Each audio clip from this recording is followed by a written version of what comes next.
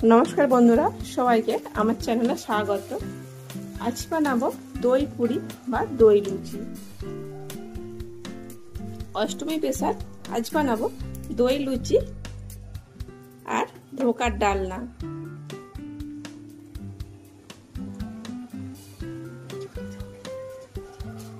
दई पुरीगुली এইভাবে বানালে সবগুলি হবে এরকম ফুলকো ফুলকো। চলুন তাহলে আজকে রেসিপি শুরু করা যাক। দই পুরি বানানোর জন্য প্রথমে একটি মিক্সিং বোলের মধ্যে নিয়ে নিলাম এক বাটি টক দই।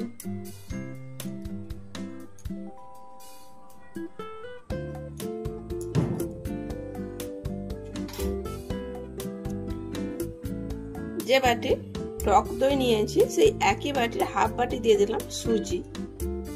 मोटा दाना सुजी किंबा पातला दाना सुजी जे कोनो सुजी निये निते पारेन। दिए दिलाम स्वाद मतो लवण, एक चामच चीनी,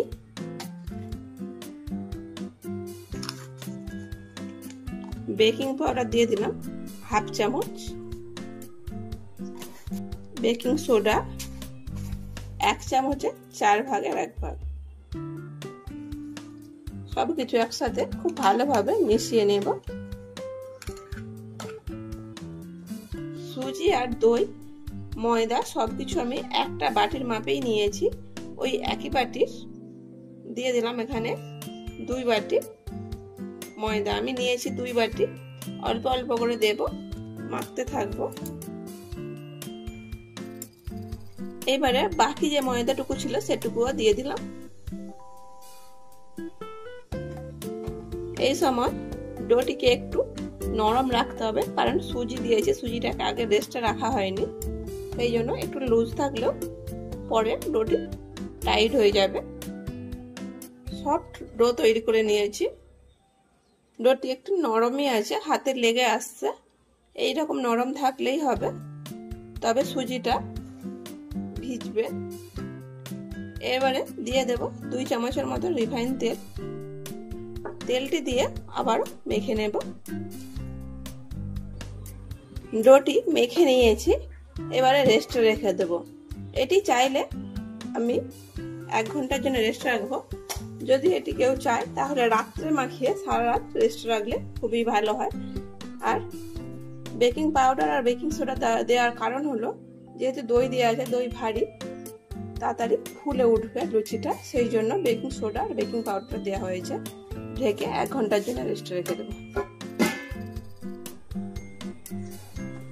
দই লুচি কিংবা দই পুরি যাই বলি না কেন, তার সাথে খাওয়ার জন্য আমি এখানে কিছুটা ছোলার ডাল ভিজিয়ে রেখেছিলাম। সারা রাত ভিজিয়ে রেখেছিলাম, ডালটি পুরোপুরি ভিজে গেছে। ডালটিকে অবশ্যই বেশিক্ষণ ভিজিয়ে রাখতে হবে, তা না হলে ধোঁকা খেতে খুব একটা ভালো লাগবে না। তাই ডালটাকে অবশ্যই সারা রাত ভিজিয়ে রাখতে হবে। এবারে একটি মিক্সারে ছোট জারের মধ্যে নিয়ে এটিকে বেটে নেব। দিয়ে দেব কিছুটা আদা টুকরো করে কেটে,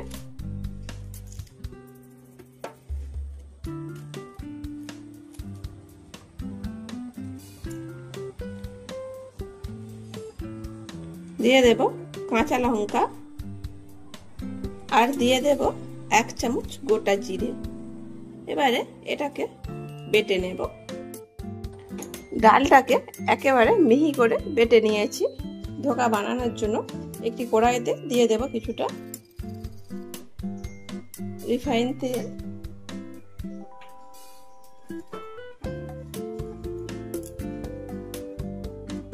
এই তেলের মধ্যে দিয়ে দিলাম গোটা জিরে ফোড়ন।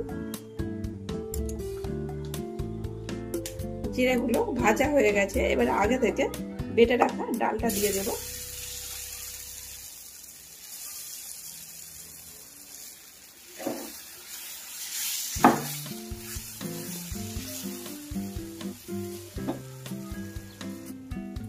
আমি ডালটা বাটার সময় আদা, জিরে ও কাঁচা লঙ্কা দিয়ে বেটেছিলাম, তাই আলাদা করে এখানে আর আদা বাটা, জিরে গুঁড়ো ব্যবহার করলাম না।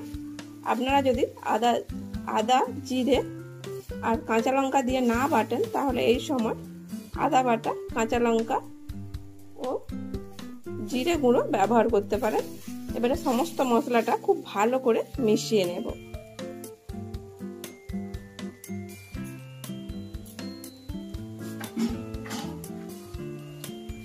ডালটা খুব শুকনো শুকনো করে বেটেছি, তাই মশলাগুলো মেশানোর জন্য দিয়ে দেব অল্প একটু জল, ধোঁকায় দিয়ে দেব স্বাদ মতো লবণ,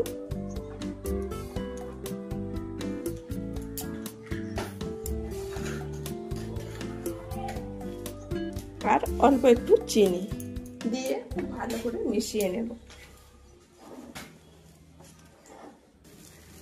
পরিমাণ মতো লবণ আর চিনিটা দিয়ে মিশিয়ে নিয়েছি। এবারে ডালটা রেডি হয়ে গেছে ধোঁকার জন্য।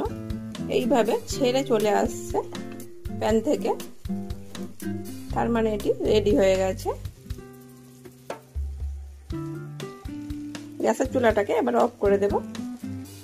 লো আঁচে এটি ডালটাকে 3 থেকে 4 মিনিট এইভাবে নেড়ে নিলে রেডি হয়ে যাবে ধোঁকার জন্য।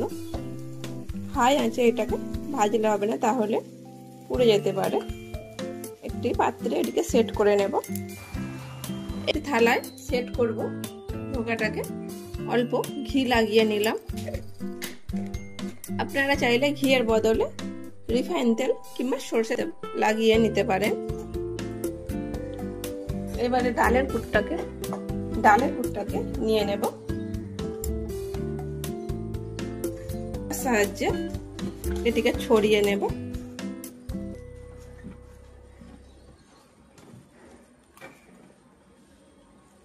হাতের কাছে যদি স্প্যাচুলা না থাকে তাহলে একটু জল হাতের সাহায্যে এটিকে সমান করে নিতে পারেন।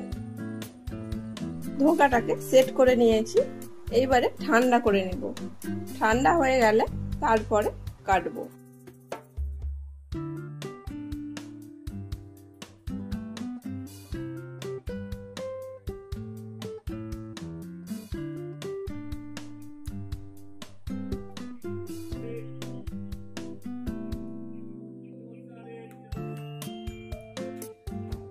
ধোঁকাগুলিকে এইভাবে পিস পিস করে কেটে নিয়েছি। এগুলিকে পিস পিস করে কেটে নিয়েছি। এবার এগুলি রেখে দেবো এক সাইডে। আমি সিময়ের পায়েস একটু তৈরি করব।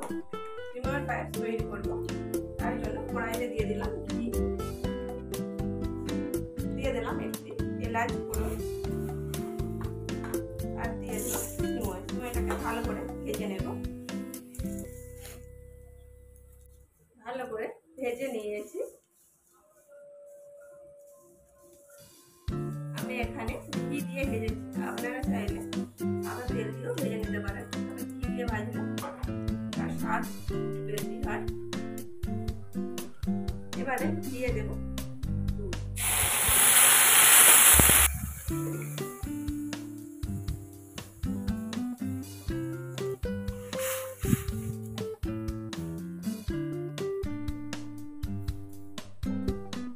ফুটে গেছে, দিয়ে দিলাম কিছুটা কাজু ও কিশমিশ,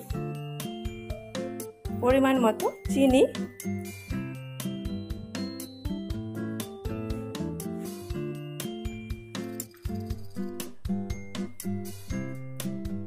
লবণ স্বাদ মতো। সিমইটা রেডি হয়ে গেছে। আর একটু ঘন করে নামিয়ে নেব। সিমইয়ের পায়েসটা হয়ে গেছে, নামিয়ে নিয়েছি। এইবারে ধোঁকাগুলিকে ভেজে নেব। তার জন্য কড়াইতে দিয়ে দিলাম পরিমাণ মতো তেল। গরম হয়ে গেছে, এবারে ধোঁকাগুলিকে দিয়ে দেব। ধোঁকাগুলিকে একটু সময় নিয়ে ভাজতে হবে। একদিক পুরোপুরি ভাজা হয়ে গেলে তবেই উল্টাতে হবে, তা না হলে খুবই নরম আছে ধোঁকাগুলি, উল্টানোর সময় এগুলো ভেঙে যাবে। একদিক পুরোপুরি ভাজা হয়ে গেছে লাল হয়ে, এবারে আমি উল্টে দেব। এগুলি নিরামিষ দিনে কিংবা সামনে দুর্গাপুজো, এই দুর্গাপুজোর অষ্টমী উপলক্ষে অনায়াসে এই ধোঁকার ডালনাটি বাড়িতে তৈরি করে নিতে পারেন। ধোকাগুলি এইভাবে ভেজে তুলে নিয়েছি, বাকিগুলিও ভেজে নেব। ধোকা ডালনাটা করার জন্য একটি কড়াইতে দিয়ে দিয়েছি কিছুটা সরষের তেল, আপনারা চাইলে রিফাইন তেলও করতে পারেন। দিয়ে দিলাম দুটি তেজপাতা, শুকনো লঙ্কা ফোড়ন, দিয়ে দিলাম কিছুটা জিরে ফোড়ন, আর দিয়ে দেবো গোটা গরম মশলা, দুটি এলাচ, দারচিনি এক টুকরো, লবঙ্গ 4-5টি। দিয়ে দিলাম 1 চামচ আদা বাটা, একটি মাঝারি সাইজের টমেটোকে বেটে রেখেছিলাম, সাথে দিয়ে দেবো 1/2 চামচ জিরের গুঁড়ো, ধনের গুঁড়ো 1/2 চামচ, লঙ্কা গুঁড়ো ও হলুদ গুঁড়ো। বাস এই মশলাতে ধোকার ডালনাটি অপূর্ব স্বাদের হয়ে যাবে, আর কোনো মশলা অ্যাড করবো না।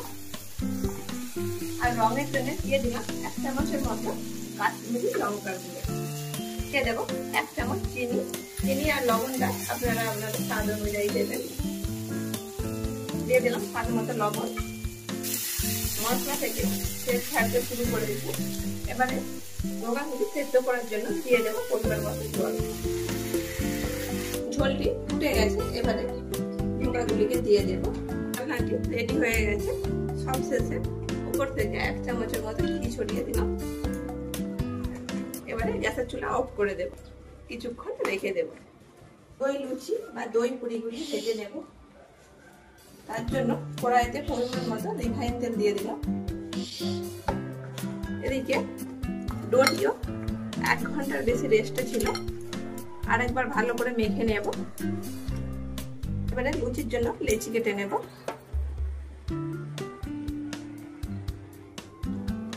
এইভাবে সবগুলি গোল করে নেব, নিয়ে বেলে নেব।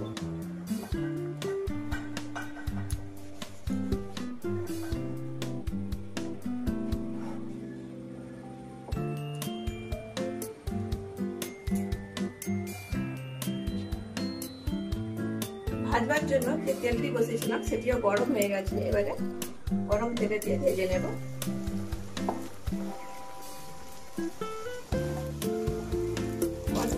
খুব সুন্দর ফুলেছে।